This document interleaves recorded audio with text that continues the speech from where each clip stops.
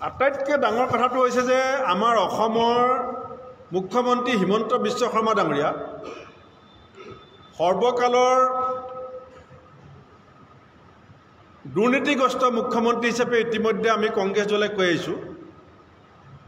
ভাৰতবৰ্ষৰ ভিতৰত আটাইতকৈ দুৰ্নীতিগ্ৰস্ত মুখ্যমন্ত্ৰী বুলি যিজন মানুহক আমি কওঁ এতিয়া গৌতম আদানী ডাঙৰীয়াৰ যিটো সৌৰ শক্তি বিক্ৰীৰ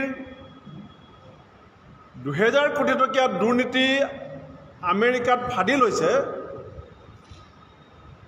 সেই গোটেই যদি আপুনি নেক্সাছটো যদি ভালকৈ পৰ্যবেক্ষণ কৰি দেখিব তাতো অসমৰ মুখ্যমন্ত্ৰী হিমন্ত বিশ্ব শৰ্মা ডাঙৰীয়া জড়িত আছে মই আপোনালোকক কেইটামান তথ্য দিব বিচাৰিছোঁ যিটো মৰিছাছৰ যিটো এজিউৰ বুলি কোম্পানী AZURE এই এজিউৰ কোম্পানীৰ লগত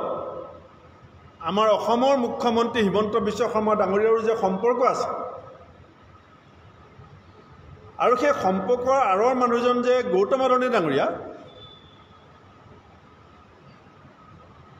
এই কথাটো আমেৰিকাত যিটো ৰিপৰ্ট আহিছে সেই ৰিপৰ্টৰ তথ্য যদি আপুনি ভালকৈ অধ্যয়ন কৰি দেখা পাব বজাৰৰ দৰতকৈ অধিক দামত বিদ্যুৎ বিক্ৰী কৰিবলৈ ৰাজ্যই 2029 কোটি টকাৰ উৎকোচ বিলাইছিল যেতিয়া আদানী ডাঙৰীয়াৰ যিটো কোম্পানী আছিল আদানী গ্ৰীণ আৰু কানাডাৰ এজিউৰ পাৱাৰ এতিয়া অসমত এটা 90 মেগাৱাটৰ সৌৰ শক্তি প্ৰকল্প চলি আছে 90 মেগাৱাটৰ এই প্ৰকল্পটো এজিউৰ গ্ৰুপে অসমত আৰম্ভ কৰিছে আৰু এজিউৰ গ্ৰুপৰ পাৰ্টনাৰ হৈছে আদানী গ্ৰীণ